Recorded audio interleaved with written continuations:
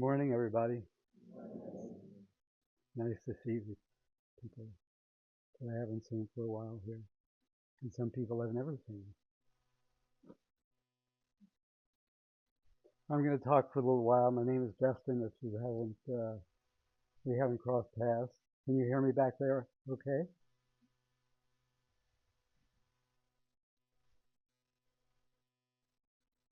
I'm going to talk for a while, and then if you have anything to say, I'll give you a chance to make any comments or ask any questions you want to ask, and we'll see how that goes. Okay. I do have a couple of words of advice because I've been listening to me for a long time and I get some idea about the ups and downs of it. So if I can give you some advice about how to listen to me from lessons I've learned in listening to me, then that might be useful to you. One of my favorite movies is called The Valley. And it's a movie about a group of people, uh,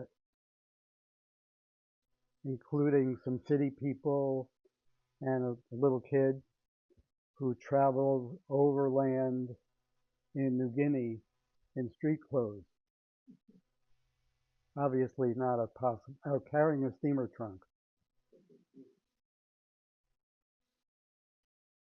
Obviously, anybody who's done some hard traveling, backpacking in that way, knows that that would not be possible to go through the jungles of New Guinea in the way I just described. But it's a wonderful movie, and I've learned so much from that movie. But think of it, if I would have seen that, and my comment about that movie would be, as it was going on and I was watching, no, that's not possible. They couldn't do that. Oh, I see their shoes. The kid could never lift that thing. I would never be able to partake in whatever benefit there was in that movie. So I'd have to do what you might call cut them a little slack, a little creative flexibility. So I'd like you to give that to me if you could. It would be to your benefit. So if I say something that contradicts something that you know, or you see an exception, because when things are presented in words, there are always exceptions. There are no absolute word truths. It's all vocabulary. It's all words that you've heard before, maybe put together in a different way. But so easy to find an exception. But if you find an exception, you might preclude learning something. So you might try as an experiment to take what you can and leave the rest, and forget about the exceptions and the contradictions, because there may be a few.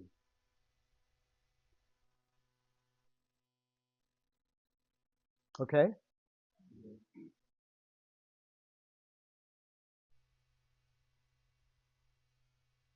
Okay? Okay. So I just returned from a couple of weeks ago from Eastern Europe, and I'm not going to talk about Eastern Europe or the politics there or politics here. I'm not going to talk about that, but I do want to talk about something that I experienced coming back from there, because I have traveled a lot and I've flown a lot. And I try to avoid really long flights. It seems there is a price that my body pays for really long flights. So I try to outsmart the gods of jet lag. And I broke up this return trip by going from far Eastern Europe, the border of Romania and Ukraine, to Western Europe, to uh, Portugal, and then to New York, and each place spending a couple of days, and then to here. It didn't work.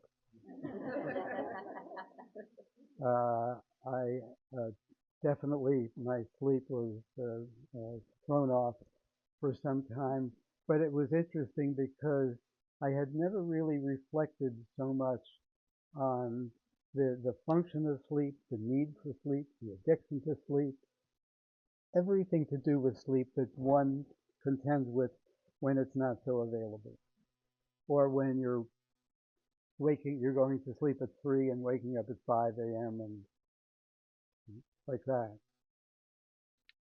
So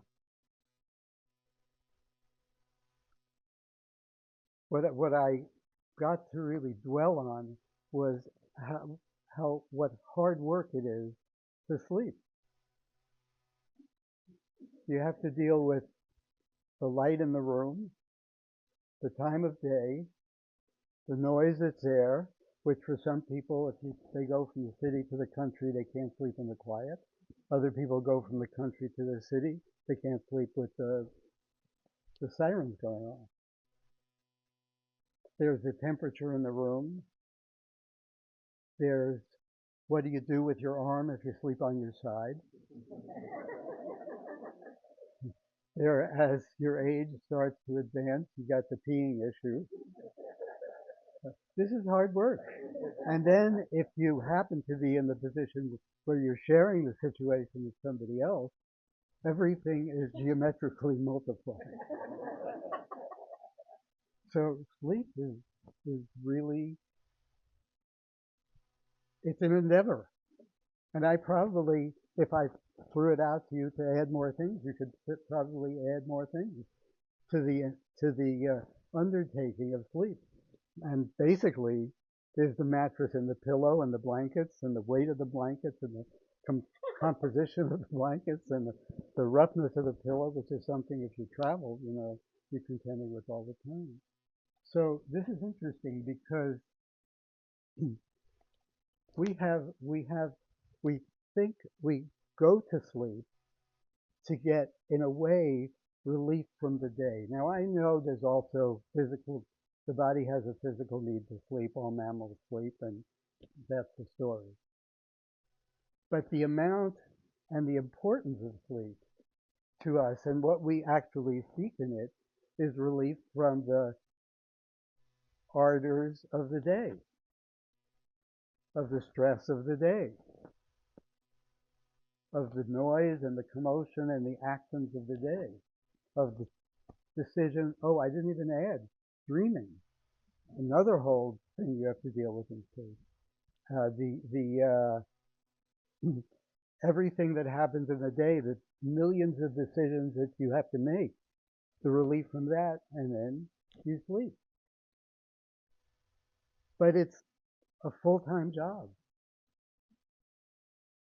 to get a good night's sleep for all the reasons that I described. So think of what we're doing here.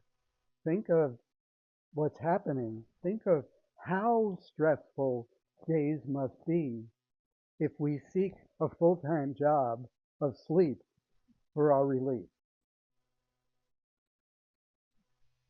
Now that's a little hard to grasp, but tonight you might get a better picture of what I'm talking about than talking about in words and theory. We must be under a lot of stress during the day. We must be under a lot of pressure during the day. Pressures we don't even know about because we're seeking this multifaceted, multi-effort endeavor called sleep, undertaking called sleep, to get relief from the day. So the day must be more.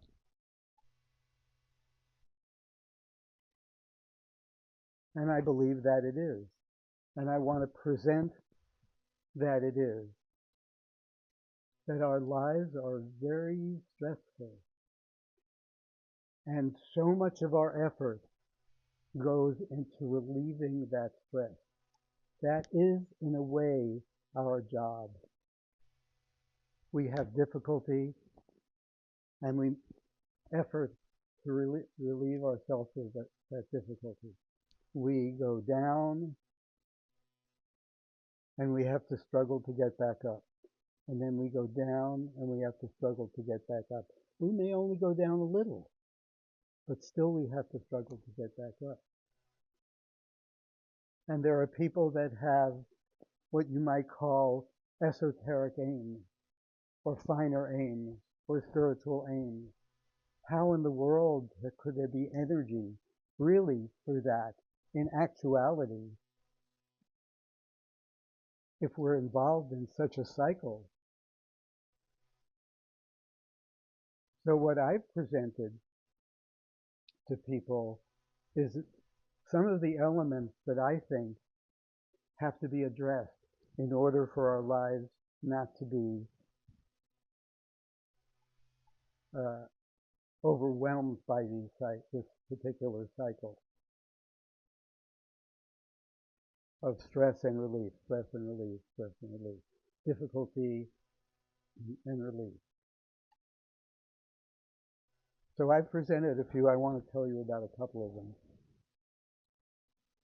You know the difference between an axiom and a hypothesis? A hypothesis is a theory. It's a proposal.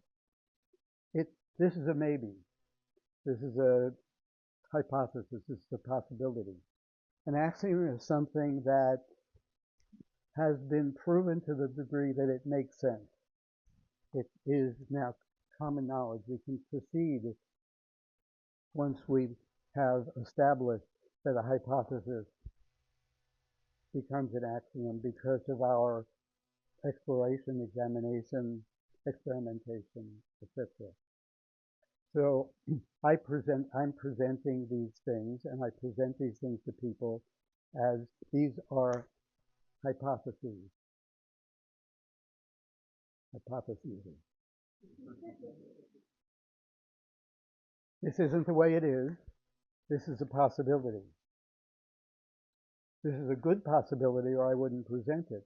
But I will present a way also for you to establish, prove for yourself whether this is the case, whether this is axiomatic.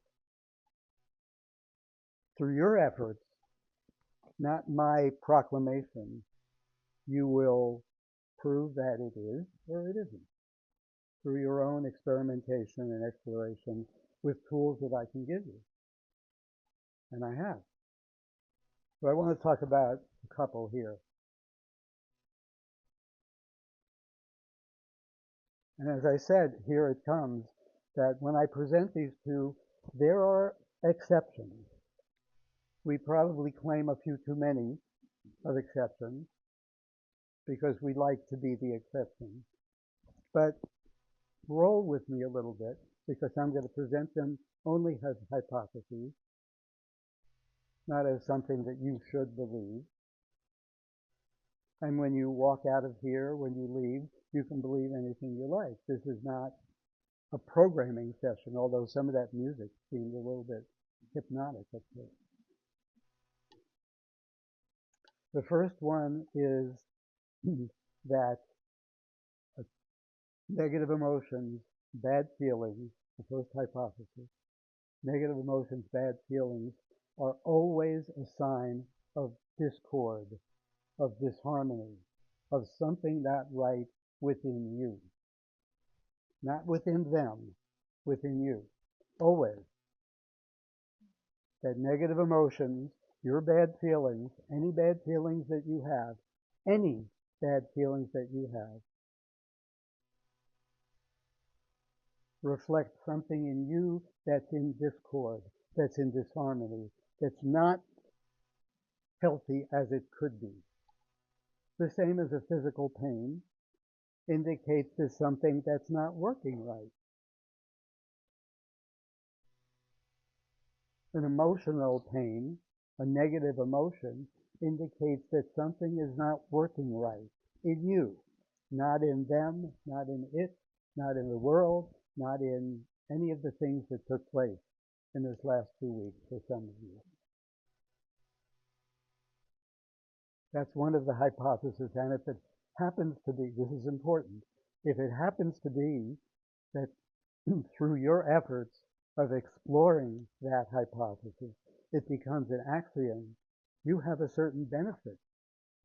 And that benefit is that you know where to start in the process of leaving some of this discord behind. Because you have direct indications from these negative emotions of where that discord is and in what area, whether it's in your jealousy or in your anger or in your self-pity or whatever you have, microcosmic or macrocosmic, that you have a gift. You know the pain. You know where to start. One of the most difficult physical ailments is I just don't feel well. And somebody says, well, where? And I just don't feel well. I'm begging for a pain so I know what's going on here because it's just I don't feel well. But if you actually can use your negative emotions, the specifics, the instances, the manifestation, to trace back to the discord in you, it might be possible to leave those things behind. So although I'm presenting this as a hypothesis, if it happened to be that through the use of tools you could verify this, you would have something worthwhile. Certainly better than sweeping them under the rug, or expressing them or not expressing them, or all the different ideas, or analyzing them, or psychoanalyzing them. You might have an asset. That's the first one. The second one, the second hypothesis of numerous ones that I present to people, along with tools for them to axiomatize them or not, is that no one can do anything to you. No one can do anything to you. No words can hurt you. No actions can hurt you. Certainly if somebody hits you over the head, that is not what I'm talking about. I'm not talking about physical assault. I'm talking about emotional assault. I'm talking about verbal assault. I'm talking about people disrespecting you, disliking you, insulting you. Whatever happens, no one or nothing, the weather can't do anything to you. It can't depress you. The noise of the neighbors can't do anything to you. It can't annoy you. It can't make you angry. Nothing can do anything to you. That's a hypothesis. 100%. And I can present, and I have presented tools for people to verify this themselves. First, maybe theoretically, because it's a pretty long haul to get to 100% with that. Because people can be a major pain in the ass.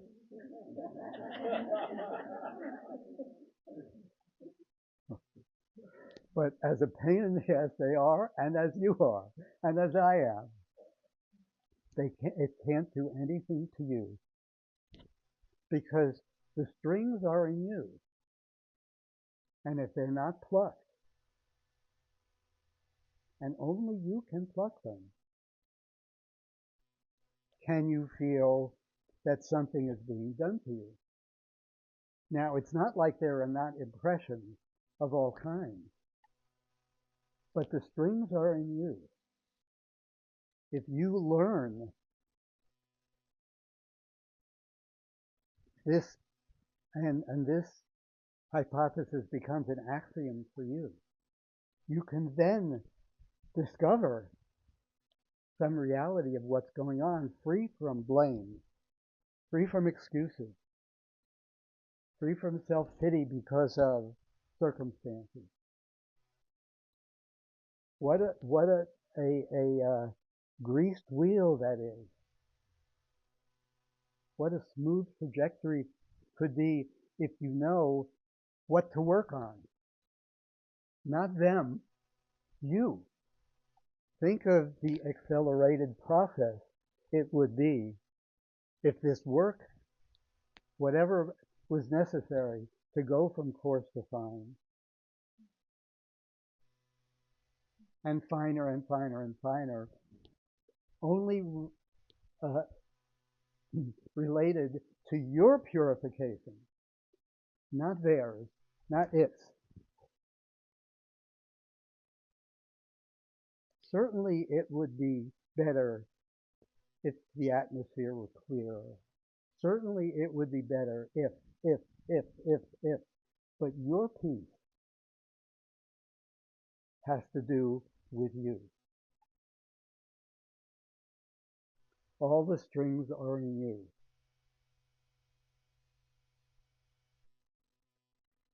So I've presented these two hypotheses. I've presented numerous others, and I've presented tools to explore them. And for some people here, those ideas have become axiomatic, and people are in the process of accelerating toward actually being to live those axioms rather than just to know them theoretically. And what I've presented as a necessary test tube, as a necessary laboratory for this, is very relevant.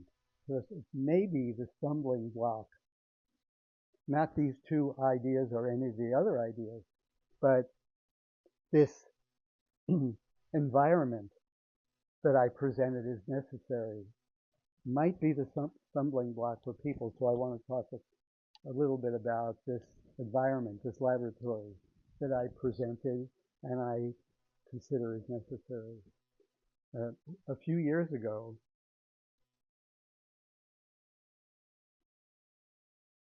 uh, I was on a ship, a big ship. To give you some idea, the ship was 90,000 tons, big metal ship, and the ship had the intention of going around uh, Cape Horn, the bottom of South America, you know, down the coast of Argentina, up the coast of Chile. And the ship got to within maybe 2 miles of the end of the bottom, Cape Horn. And the waves were 60 feet high, and the wind was like 75 miles an hour. It was a huge boat, so it was moving plenty, but the captain decided, no, we're not going to do this. It's too dangerous. So it tucked in and rode out the storm for a while and then went through this thing called the Beagle Channel. The Beagle Channel is the most southern channel that goes across just before the end of the tip of South America. There's the Straits of Magellan, which is a little further north, and then there's the Beagle Channel. It's called the Beagle Channel because the dogs, beagles, used to swim in it.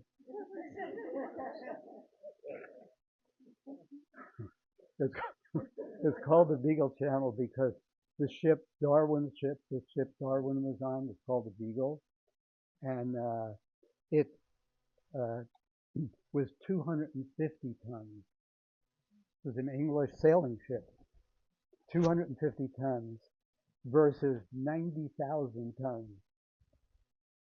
And it was able to go around South America through this channel. It also couldn't go around the tip, but it went through the Beagle Channel. This ship that Darwin was on when he was in his 20s, in the early 1800s. And the history of ships discovering that they had to, in order to go from here to there, from Atlantic to Pacific to Asia, that they had to go around South America because there was no Panama Canal at the time. They, what did they need to do in these sailing ships that weighed a few hundred tons?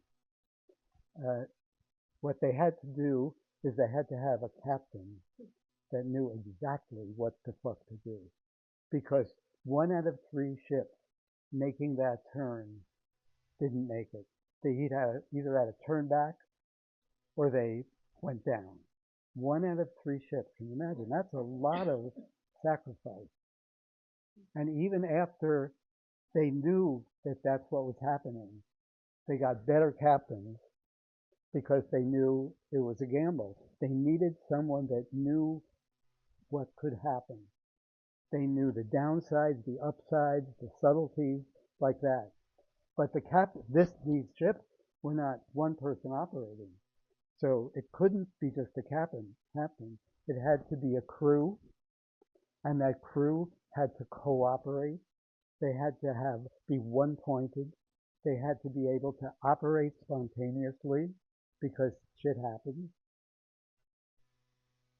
So to call it a team sport would be an underestimation. It was a mega team sport, more so than any of the things we consider team sports. That it had to have a leader. It couldn't be democracy.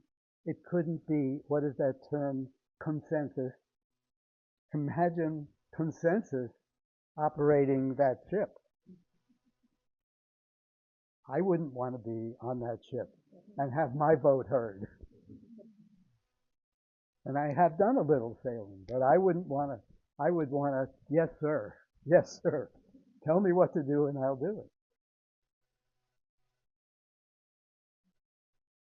And I'm saying this because the third element, the laboratory for exploration of this climb from coarse to fine, which is so uphill in this world. And think of it. Think of coarse to fine. Where are things going? Are things going without in the world from coarse to fine? I don't think so. I don't think anyone would say, who has observed the world going from coarse to fine in some streamlined way or in any but a very isolated circumstance way. It's a climb. It's going around the Cape Horn in a fucking rowboat. It takes a team. It takes a lab. It takes a captain. It takes some shit. Whatever you think, because you have accomplished stuff by yourself. Absolutely. I have, you have, we all have. But there's some things that it doesn't go that way. It doesn't go that way for sailing around the Cape Horn. It doesn't go that way from the climb from coarse to fine. What you might call some kind of a spiritual evolution, some kind of a consciousness evolution, takes a lot.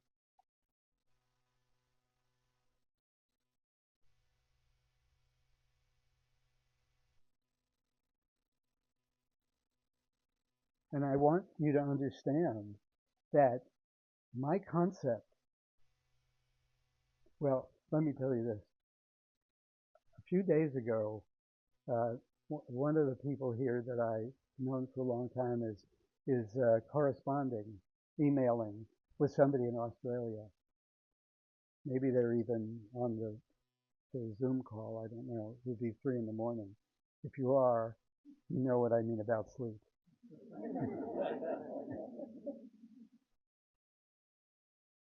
They were on they had a conversation, and it went back and forth, like a half a dozen times. Very beautiful interaction between people getting to know each other over email, which is not easy. It's certainly limited, but they were both trying. And read some of the emails, and they were both trying. It was beautiful. But the person that I personally knew, because I didn't know the person in Australia at all, was presenting some of these ideas I'm talking about and talking about their experience of some of these ideas and more ideas of going from coarse to fine. And at some point, this person wrote back, well, I'm fascinated by your ideas, but sometime I would like to hear your spiritual ideas. And I want to say something about that because this concept of spiritual is extraordinarily compartmentalizing, destructive, separating, and bogus. We are human beings. We are coarse human beings. We are fine human beings. We are finer human beings. We manifest coarse vibrations. We manifest finer vibrations. We can manifest very, very, very fine vibrations. We cannot manifest the finest vibration because we are separated entities.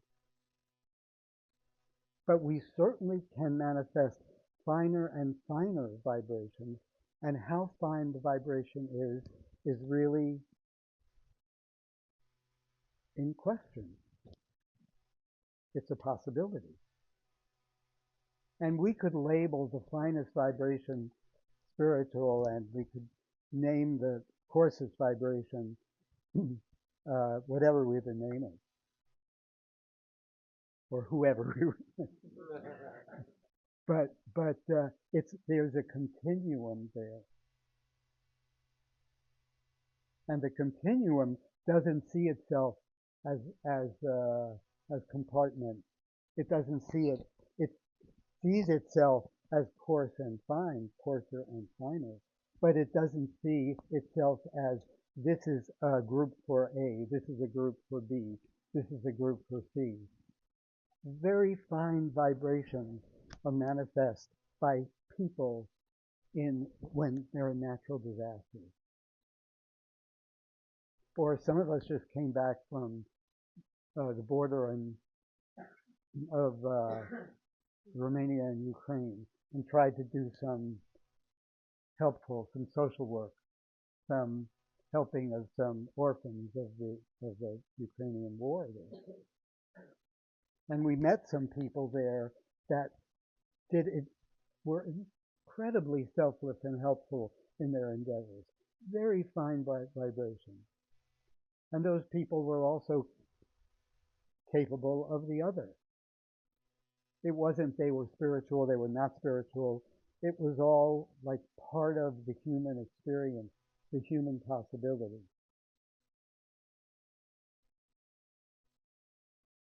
So I teach and pursue and encourage the journey from coarse to fine, and we don't have to call it anything because people know in themselves anger is coarse, compassion is finer, selflessness is finer than selfishness, and there may be even finer than selflessness. The separated I is coarser than the encompassing I. The encompassing I is finer. It may not even be able to could be called an I.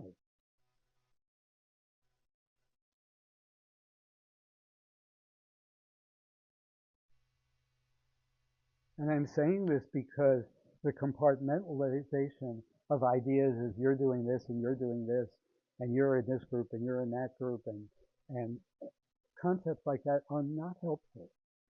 They might be helpful in team sports like football and basketball and soccer or whatever. That separation of my team against your team. But there are no teams here. There's the human race.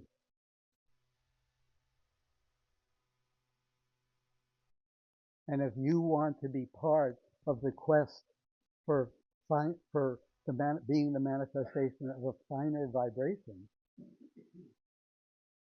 at a coarser vibration, then that's beautiful. And if you in your life have that gift, that calls out to you, and it is a gift. It's a gift that you can, let's say, even take advantage of, because there are things you don't have to worry about. There are things you don't have to trouble about. I'll give you an example. If you knew a person that inherited a huge amount of money, they were in the percentage, very small percentage of the population in their financial well-being because of inheritance, not because of any great work they did. Inheritance. They got a boon. They got a blessing. Somebody left them a fortune. How would you look at them if then they spent their life making more money? What a waste. They've been given the gift. They don't have to do that. What else? What can you do once you get there? Maybe you could find ways to give it away. Maybe you could buy an island, go live there, and whatever you have to do, you've been given a gift. You've been given a buy. You know what a buy is? You don't have to you don't have to compete in that round. You get to go through that round to the next round. In sports, that's what a buy is. You've been given a buy. You've been given a pass through. And if you're called on, if there's a calling in you to go from coarse to fine, then you've been given a buy. You've been given a pass through. So if you spend your time worrying about what other people worry about for yourself, I'm not talking about for the world, you're not recognizing that you've been given a buy. It's granted by your good fortune and by nobody knows why, the possibility of going for what's finer than that, what's beyond that. So anytime you get bogged down in the ordinary struggles for yourself, not for other people, for yourself, you get bogged down, you get depressed from the ordinary things that people who haven't been given that gift are involved in, then you're not recognizing that you are a benefactor. You inherited something. I don't know where you inherited from. It's a mystery. But you have it. And the percentage of people that actually have inherited that have been bitten by that bee, that have that bug, that have that calling in them, is much smaller than the people who have inherited the hundreds of millions, the millions. Very select bunch of people that have really inherited that drive from coarse to fine. Not for what people will think, or not to be liked, or not to be, to fit in, or not to be able to say whatever, but really have it. That's a blessing that you shouldn't turn away from if you have it.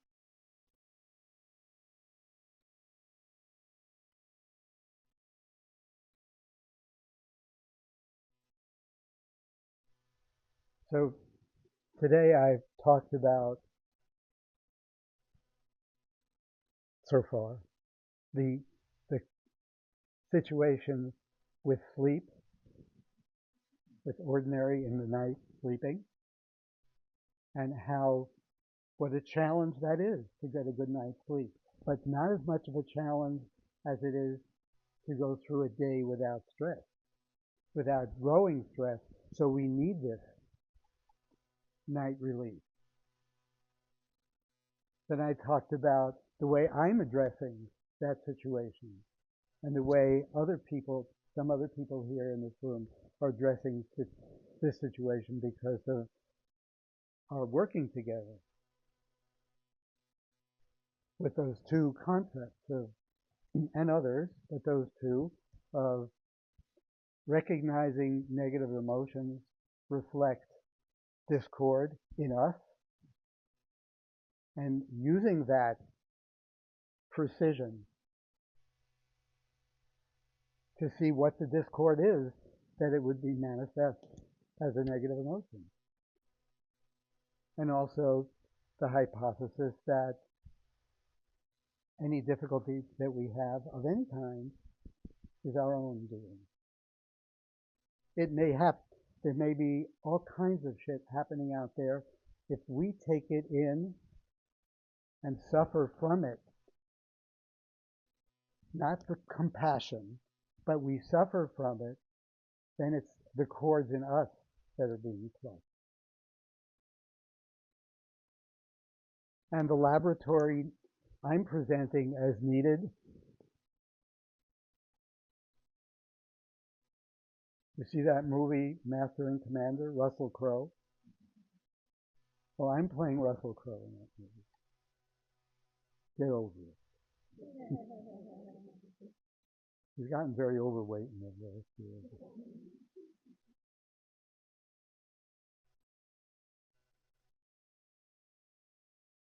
Because a team needs to work together to climb this really very, very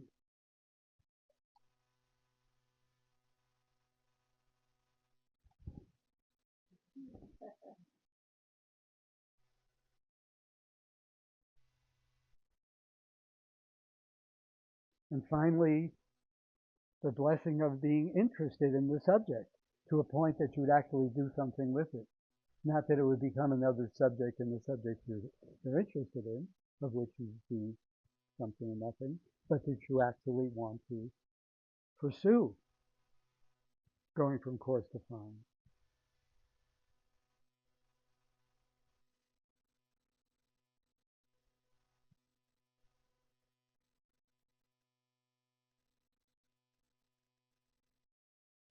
So I do want people to get a chance to ask questions or make comments if they like.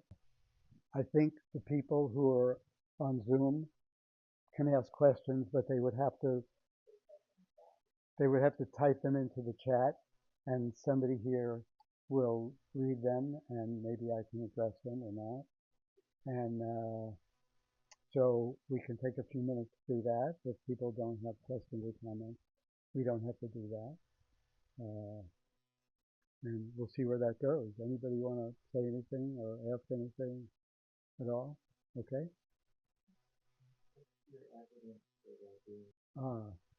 He's asking, if you didn't hear, he's asking, what's the evidence that I have that it's so few people that are actually pursuing coarse to fine? Well, one thing I know is that so much of effort that people make is another way to get relief. It could be labeled spiritual effort, it could be labeled coarse to fine, it could be labeled something, but on further examination, on my further examination, on impartial examination, that quest, that New Age quest, is not what it appears to be. It's another way to be stronger, another way to withstand the pressures of life, not a way to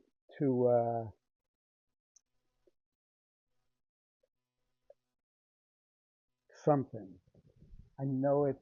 I know it for sure. I have personal evidence in that the way it's gone in the last 40 years of me doing this, 40, years in me doing this, for 30 years in me having these talks, of having these kind of groups, of exploring tools and ways to see how challenging and difficult and steep it is to really climb. Not to imagine climbing, but to really climb. I have no question about that. It's much more, mm, it's much rarer than one would think. I don't know, and this to you, you may have a very different picture of things, but whatever your picture of things, you're entitled to have it. But I'm saying as someone who has a pretty fucking big view that, and has worked on that view and purified that view and moved away from self anything that would make me feel better of a view. Uh, that's the conclusion I've come up with. But, you know, the awkwardness with which I'm answering this question is because I don't know how to put out the evidence that I have because it's been my life. Anybody else? Go ahead.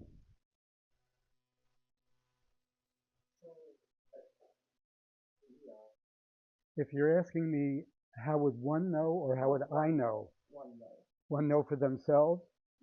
One would know for themselves 50% of the time they'd be accurate, 50% of the time they would be not accurate. Without, you know how it goes even with people have really limited perspective. I mean, you watch a movie on TV, you see things in that movie, you can conjecture what's going on that the people in that movie, the characters in that story, couldn't conjecture. You have a perspective because you're not attached. It's a movie. You have an imagination. If you were involved in that thing, you couldn't have those attributes. So sometimes a stranger on the street could see you clearer than you could see yourself.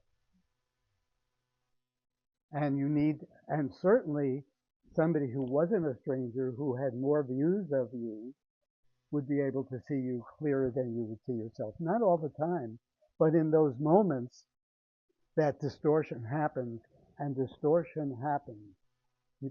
Anybody who knows me knows that distortion happens because you can be sure that you see things clearly, but you spend a little time with somebody who sees it a little clearer than you, you're a little bit receptive to that you might be incorrect.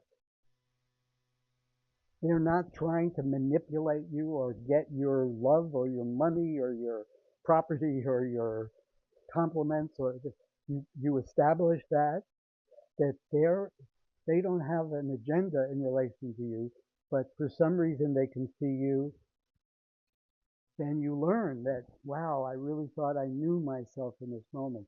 That's why I say a team, I don't know,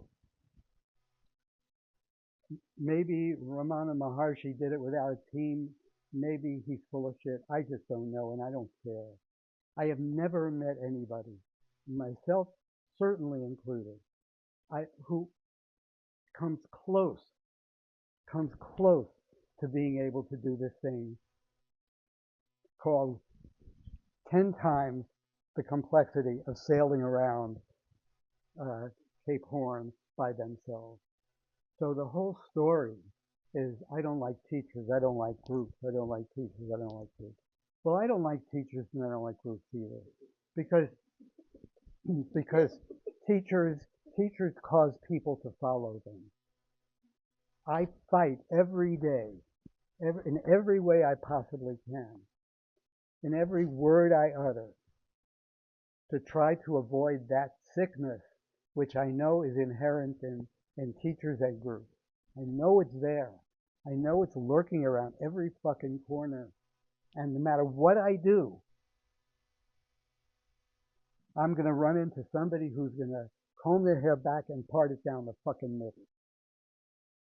because they think that's going to get them free. So I know groups are not good. Teachers are not good. But if they're if it can't be done without them, let's make it the best we can make it.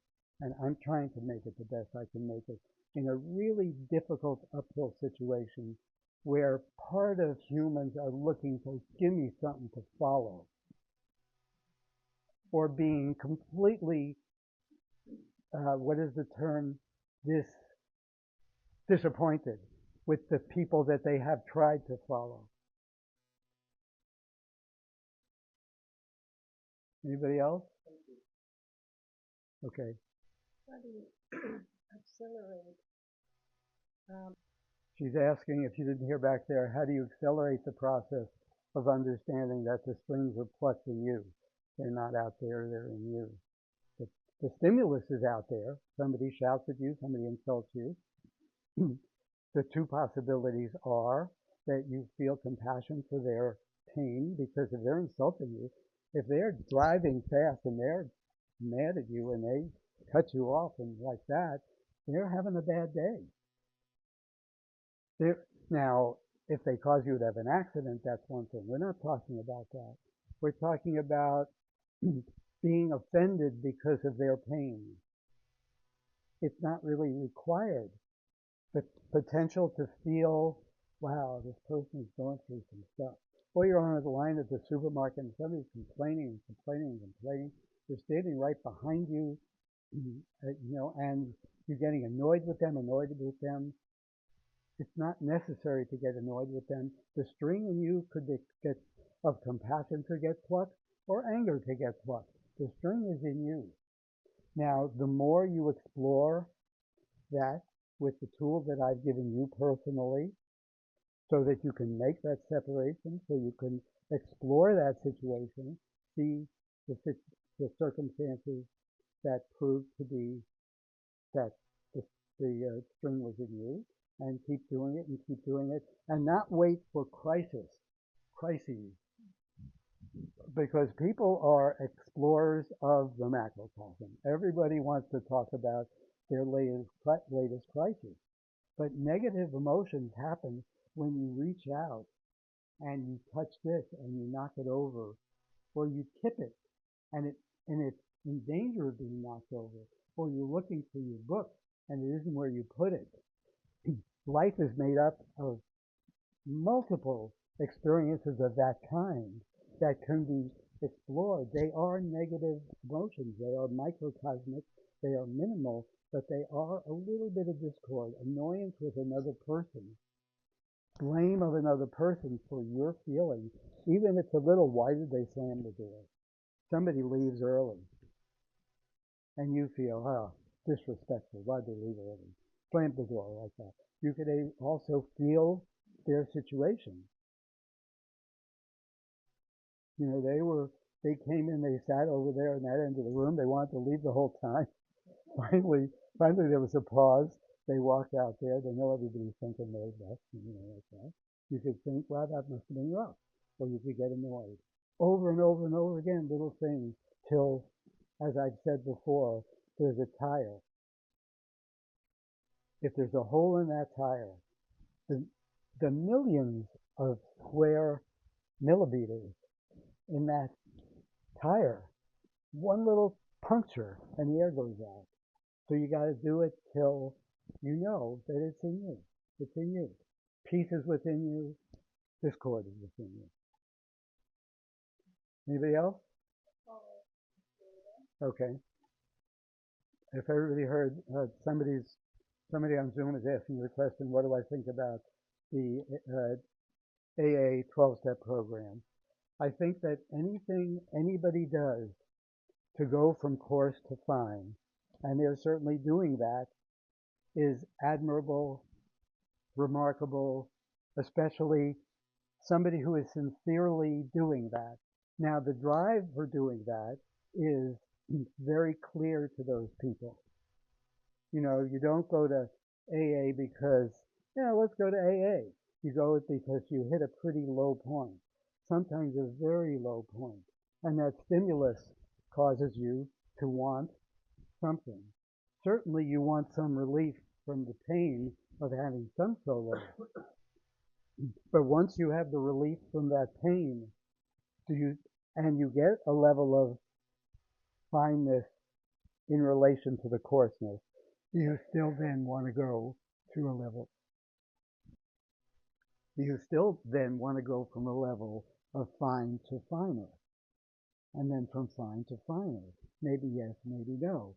How fine a level you can go in with the support system and the tools of the 12-step program, I'm not commenting on, because I wouldn't criticize anybody that's doing anything to go from coarse to fine, especially the people in those groups, which are probably a small number of all the people that get together that are sincerely putting their actions where their ideas go. Anybody else? Oh, okay, I hear you. I hear you. Uh, it's something that's very important for me to address because uh, TV, television, has had an incredible, before computers certainly, but television had an incredible effect on emerging third world countries, countries in poverty with very limited possibilities. Incredible because so many people in so many villages got to see possibilities of lifestyle that they had no idea existed. They didn't know. They thought they may have thought, especially in some very primitive places, and there were a lot of them, and I've traveled to a lot of them. People thought that getting one good meal a day, I mean, that's paradise, especially if you didn't get one good meal a day. But those people started to be subjected to pictures and even moving pictures of people around the world that were uh, having 3 meals a day and having cars and not having to carry huge weights on their back, having wheelbarrows and electronic things and like that. And people started to want those things.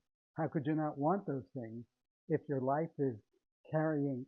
We saw some pictures the other day some people who are going to India and or went to India and are going to of the women in India carrying bricks on their head to a construction site, carrying a load of bricks, dumping them off, going back and getting another load of bricks.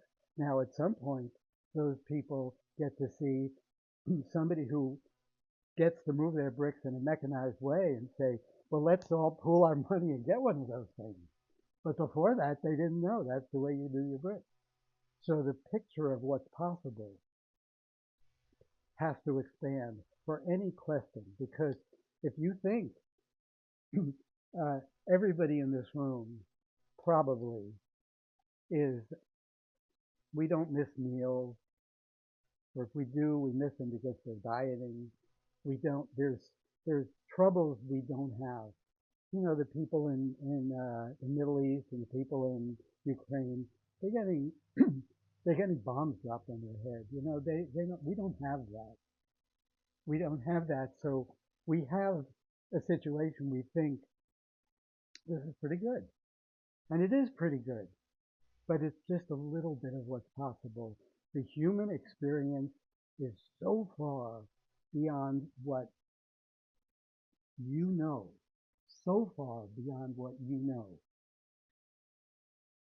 that I can't tell you about it. I can just tell you a way to get a little more. And if you get a little more 3 times, you might get the idea that there's even more and a little more and a little more and a little more. And maybe you'll never stop wanting to get a little more or be a little less.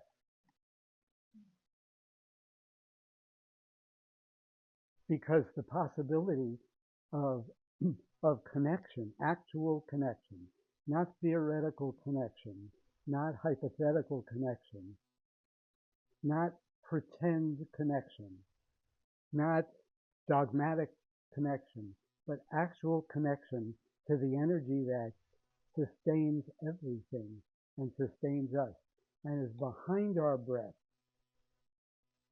is not our breath, but is giving us breath, is tangibly experienceable by a human being. And the company of that experience creates a state of being where nothing else is needed. Nothing. Nothing.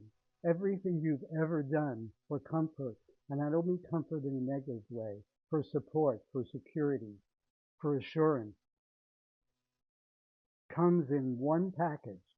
It comes in a lot of little packages in life, but it comes in one package with the experience of what's behind the breath, of some internal sound and light and vibration that actually comes to us. Now, it doesn't come to us in our coarser form, but its tail end comes to us. Its great, great, great grandchild comes to us. And if we can get to a point and go from coarse to fine to a degree, it's possible to be able to learn to follow that sound and light and vibration within inside us and have that experience of which there is nothing else like.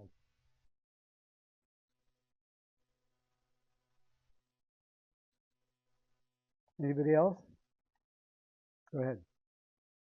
I found myself interested in how I see America, basically. And it's not really necessary, or I think it's an important question because we are in the position of receiving impressions nonstop. We're, we're in the process, always in the process of receiving input of some kind nonstop. And to learn the harmonious way to absorb those impressions and input is precious, precious, because knowing the past, knowing what's happened before is critical. Knowing not to have it cause us to imitate is also critical.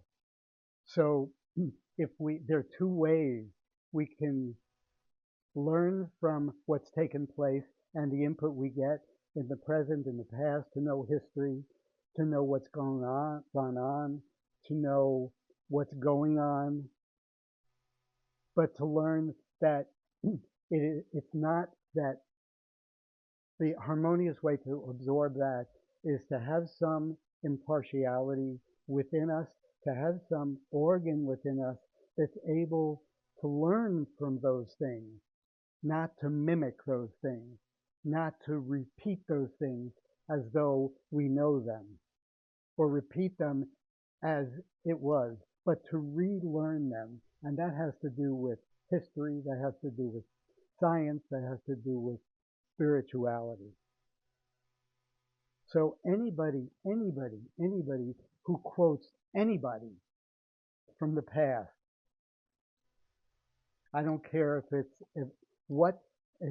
Jesus, if it's whoever, if it's Buddha, if it's Sai Baba, whoever it is, and they're quoting it without it having gone through their process and become them.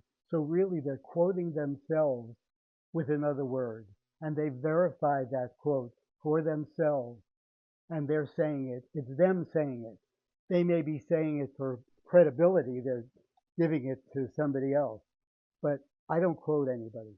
I quote me because I have absorbed those impressions.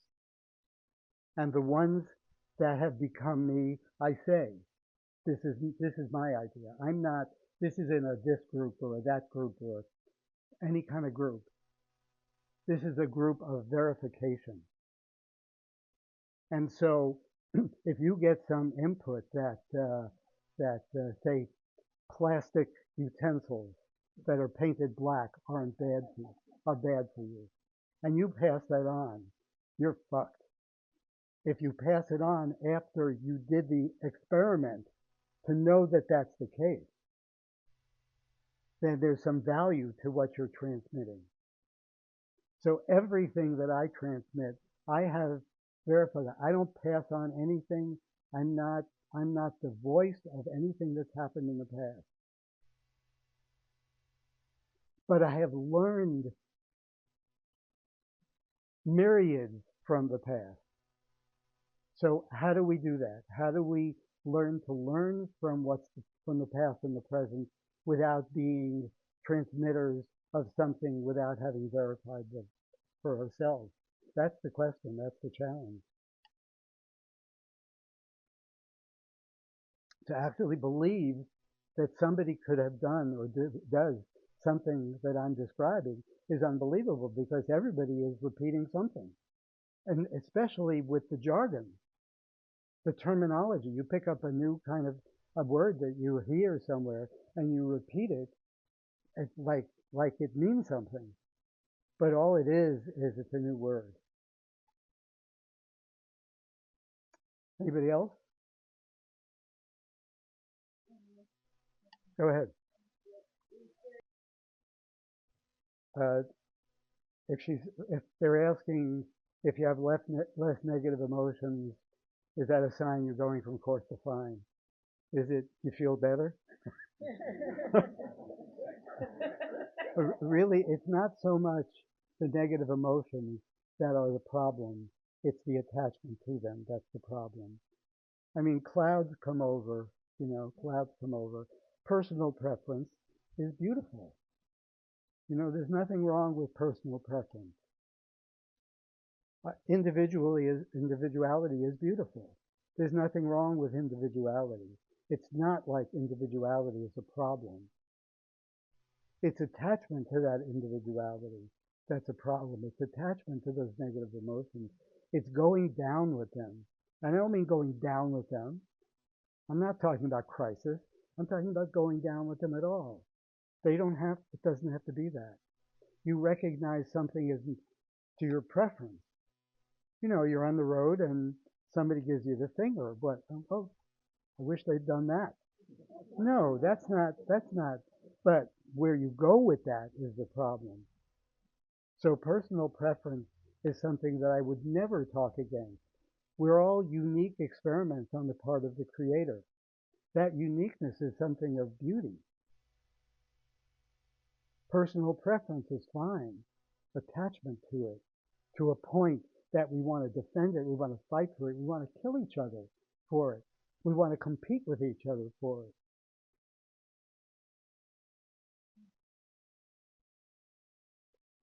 Okay, a couple more and then we'll be done. Go ahead again. They're certainly connected.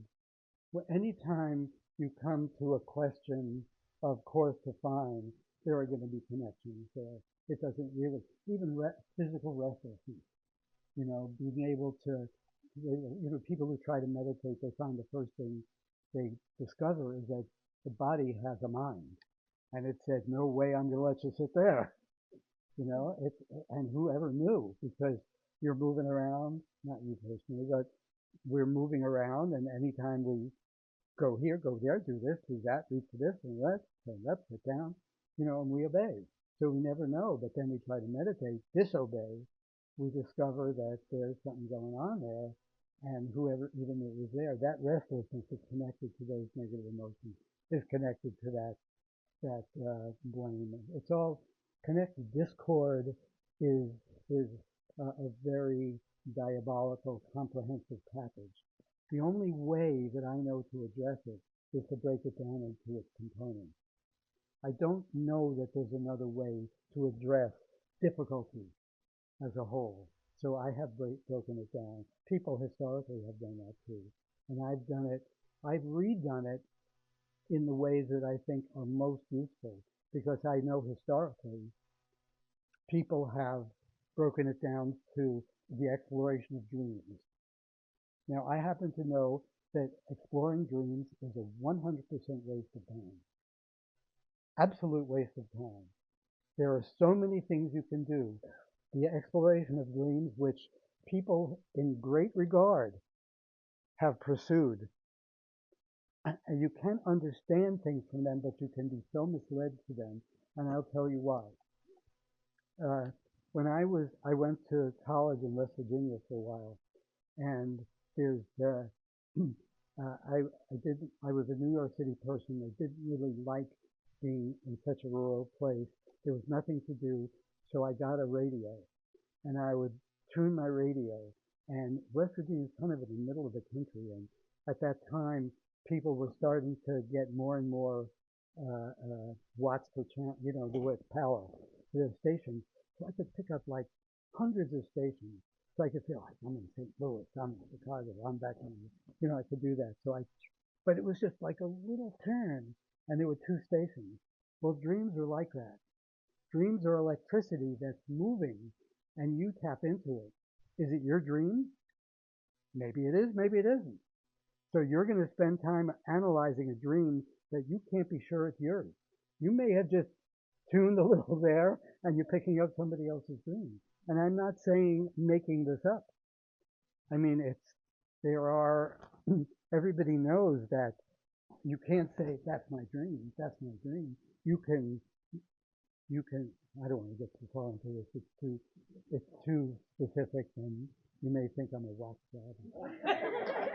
I don't want you to think that I'm an anti-dream, but there are efficient ways to break down this this discord, and I've tried to eliminate the less efficient ones from the more efficient ones, and that's what this system is about. Anybody else? I appreciate that question. Yeah, go ahead. Speak up a little louder, okay? Yeah, just to make a practical plan. Let's say there's one day, and especially throughout the day, there can be enough to make a negativity. Pick one and then say, oh, you just think about it. Well, Hey, listen, I'm not suggesting anybody do anything. There are a few people in this room that I'd make these suggestions for, and those suggestions are hypotheses, and how they do it and what they do with it is up to them. You know, it's your life, it's your connection to your creator. I'm not in the middle of it. You weren't created by way of me. You're that extension of that pure and perfect energy. It descended through all the fineness and made a body and made a mind and made an emotion, and that's you and that's me. Okay, so I'm not suggesting. What I'm doing is I'm putting forth a package of things the way I see that course defined can happen. And it requires something. It requires sometimes more. It doesn't require like sacrifice. First of all, it doesn't cost any money. No money. Zero money. Money and this quest, I don't know how they came together, but it's like, you know, you sit down. I'm not going to go, it's too gross. It's just, they don't go together. They shouldn't have gone together. They shouldn't go together. They don't go together. I haven't brought them together, and they don't belong together. So, but what does go together is priority. It's about priority. If you can make it your priority, not your priority over your family or over your job, but your priority over the shtick that you do to fill up the time. If you can do that, your pickleball, your cucumber ball, your watermelon ball, whatever you do for a ball, if you could find a way to prioritize a little at a time, that's the pain. That's what it takes. And not prioritize to go to meetings and not prioritize to be with other people. To prioritize using a method that you suspect might be useful, that you agree to take on, or several methods, and you try them. They're not methods that are to program you or infiltrate you or anything, but they will indicate something to you. And if that's the story. So I'm not recommending anything that these people should do. That there are a few people here that are doing what they see fit to do. Some of them are by my recommendation. Some of them are not. I don't take a hit if you do. I don't take a hit if you don't. It's really up to you. You don't have to please me. I don't need to be pleased. I'm beyond having to be pleased. I don't need to be complimented. I don't need to be loved. I don't need those things. So you can do it the way you want to do it. And you can tell me what you're doing and what you're not doing, and I'm okay with it. So if you get to that place, you'll get the benefit or the lack of benefit that that you discover. It's your discovery. It's not my discovery. People have a much distorted concept of somebody in my position, that I have the power. I have no authority whatsoever. I can't make anybody do anything. Nor would I want to make anybody do anything. Nor am I a boss of anything.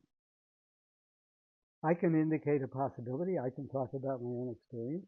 I can talk about what I know. You can listen. You can not listen. However, you have the power. You can do it or not do it. You're the authority. You're the boss. So to say, I don't like teachers. You must have some concept. I don't fit into that concept. Maybe there are people that do that and manipulate people and cause themselves to get benefits of whatever kind. I don't need your benefit, and I'm not in that ballgame. So whatever concept that you may have of somebody in my position, I'm not in that position. If you need help, I can be that help. If you don't need that help, I won't be that help. I can watch football with almost anybody. If you don't throw chairs around, if your team loses, I can watch football with you, and I'm going to later today. Anybody else have any questions? Okay, last one. It's not very well formulated. Make it good. It's the last one we're going to do. I want to ask about just the dynamic of like avoidance um, and also trying to like as much as you're not looking for approval, many of us have lived our whole lives trying to do everything for approval, and so it's easy to reach to like see something that is magnetizing or attractive and want to like get all the approval or try to do it right or all that stuff. And then also there's like the dynamic of avoiding something that you're magnetized towards, avoiding looking bad, avoiding whatever. So it's like this push me pull you, and I guess I'm looking for some pointers to like somewhere in between that that's not either of those things. Yeah, I understand.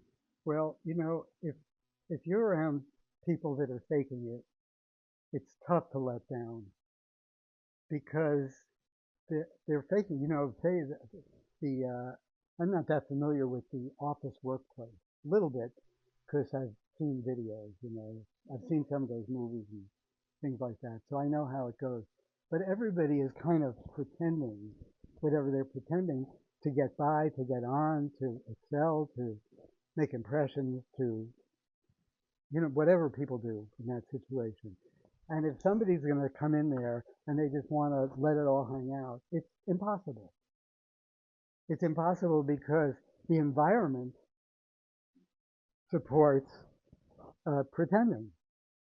Now, if you can get into an environment that doesn't support pretending, and then it's easy. Somebody sitting next to you says something that's honest about themselves, that's vulnerable about themselves. I'm not talking about confessing about some great crime, but some little thing that's, wow, that's interesting. They were okay, they smiled, everybody laughed, and moved on. It's much easier to be honest in an honest circumstance than it is to be honest in a dishonest circumstance. And I don't mean dishonest in a lying circumstance, but human human social interactions are basically dishonest. It's like what the Woody Allen movie when he's talking one thing and there's a little circle above his head what he's thinking while he's talking the other thing. Everybody knows that that's the way it generally goes. And it's got to be because the person isn't going to be able to absorb your honesty because you don't have that agreement and like that. So if you can find a group of people that are relatively willing to be the microcosm, the vulnerability of like that, then you found something, and then it'll grow on you, and you'll take chances every once in a while, and it'll be okay. Okay. All right. I appreciate especially the people who tuned in on Zoom. I know it's challenging to do that. I hope the technology works okay. And whoever you are, I hope I see you again. We have these meetings regularly. I speak every once in a while, but not all the time. But I think it can be tremendously valuable if you want to hear more to see what people that I've known for a lot of years have to say and how they manifest it and how they, how they handle seeing themselves a little more as they are and got a little, in their view at least, from course to fine. And you're also certainly welcome to, however you got to be here, you have some connection to be here, to check that connection and come by. Frequently it's Sundays, but not always. Okay? Okay, thank you.